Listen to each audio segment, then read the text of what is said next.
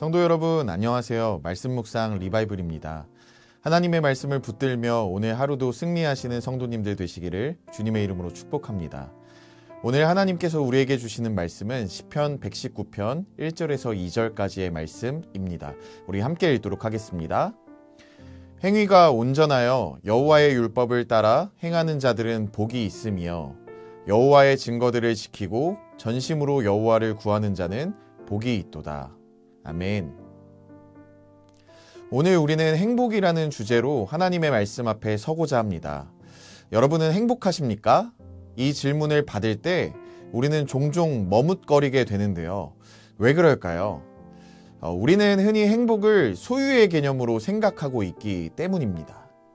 나 혹은 내 자녀들이 더 많은 돈, 더 좋은 집, 더 좋은 학교, 더 좋은 직장을 가졌으면 지금보다 더 행복했을 텐데 라고 생각하곤 하는데요.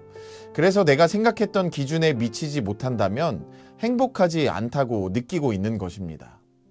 그래서 우리는 끊임없이 더 많이 가지기 위해 애쓰며 살아가고 있는 거죠. 하지만 정말 행복이 이처럼 소유의 개념일까요? 아마 많은 분이 이와 비슷한 일을 한 번쯤은 경험해 보셨을 텐데요. 값비싸고 근사한 호텔 레스토랑에서 식사를 해도 불편한 사람들과 식사를 해야 한다면요. 행복하지 않고 즐겁지 않다고 느낀 분들이 분명히 있으셨을 것입니다.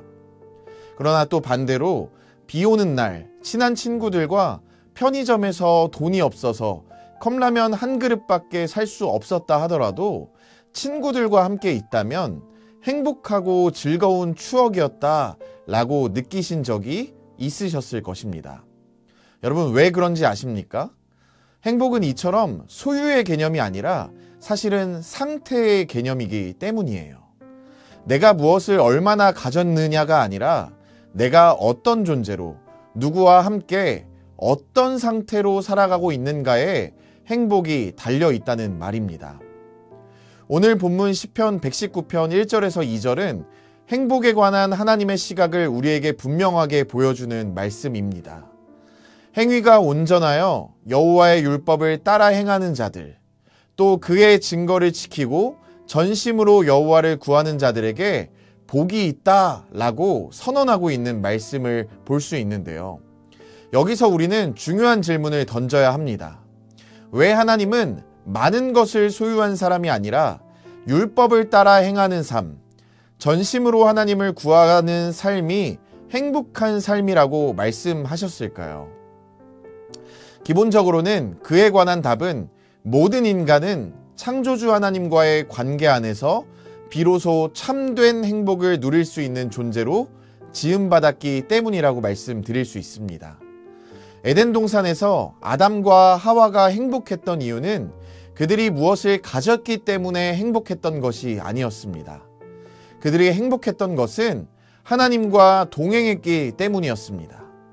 바로 이렇게 하나님과의 관계가 온전했기에 그들이 행복을 누리며 살아갈 수 있었다라는 말입니다. 그러나 죄로 인해서 이 관계가 깨어졌기에 인간은 아무리 많은 것을 가져도 결코 만족할 수 없는 존재가 되어버린 것입니다.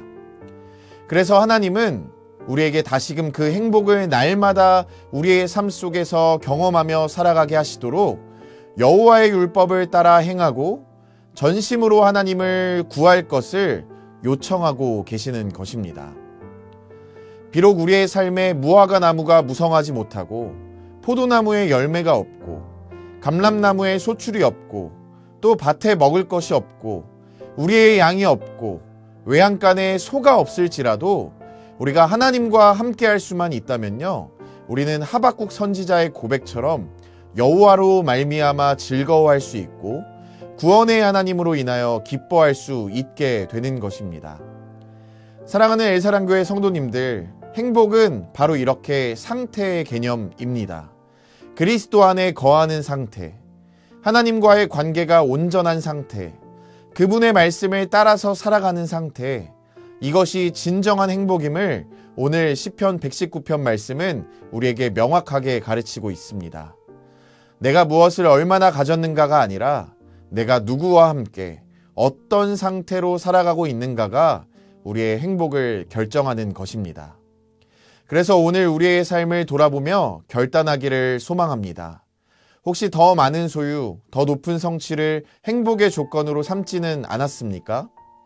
혹시 하나님과의 관계는 뒷전으로 밀어둔 채 세상의 기준에 따라서 내 행복을 측정하고 행복을 붙잡으려고 부단히 노력하며 애쓰며 살고 있지는 않으십니까?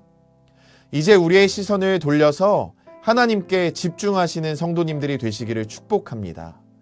예수 그리스도 안에서 하나님과 화목하게 되었던 그때 그 은혜를 기억하며 성령 하나님의 인도하심을 따라서 그분의 말씀을 따라 살아가고자 부단히 우리가 몸부림친다면 우리가 원하는 만큼 우리의 상황이 따라주지 않는다 할지라도 우리는 하나님의 보호하심 안에 있기 때문에 참된 행복과 참된 평안을 누리며 살아갈 수 있습니다. 우리 하나님은 우리에게 무엇이 있어야 할지를 그 누구보다 잘 아시는 분이시고 가장 좋은 것으로 가장 선한 것으로 우리에게 베풀어 주시는 분이시기에 우리가 그 말씀을 신뢰하며 그분의 말씀을 따라서 살아간다면 우리의 상황은 하나님의 인도하심과 역사하심으로 인해서 반드시 반전될 것입니다. 그렇게 오늘도 예수님 안에 거하시면서 그분의 말씀을 따라 살아가기로 결단하시는 우리 성도님들이 다 되시기를 주님의 이름으로 축복합니다. 그런 성도님들에게 세상이 줄 수 없는 참된 평안과 행복이 우리 모두에게 가득하게 임하게 될 줄로 믿습니다. 아멘. 기도하겠습니다. 사랑하는 주님, 오늘도 우리에게 참된 행복이 무엇인지를 말씀을 통해 깨닫게 하시니 감사드립니다. 우리가 소유나 환경이 아니라 하나님과의 온전한 관계 안에 거할 때에만 진정한 행복과 참된 평안을 누릴 수 있음을 믿습니다. 세상의 기준이 아니라 하나님의 말씀을 따라 살아가며 예수 그리스도 안에 거하는 삶을 결단하게 하여 주시옵소서. 성령 하나님, 우리의 마음을 붙들어 주시고 날마다 하나님을 더욱 사랑하며 그 뜻을 따라 살아가게 인도하여 주옵소서. 우리의 삶이 비록 원하는 대로 흘러가지 않는다 할지라도 하나님의 크심과 계획과 보호하심과 인도하심을 신뢰하며 주님 안에서 기뻐하는 삶을 살게 하여 주시옵소서. 예수님의 이름으로 기도드립니다. 아멘. 네, 오늘도 우리 두 가지의 기도 제목을 하나님 앞에 올려드리시면서 함께 기도하며 나아가기를 소망합니다. 먼저는 하나님과의 관계가 온전해져서 참된 행복을 누리며 살아가는 5월달이 될 수 있도록 주님 인도하여 주시옵소서.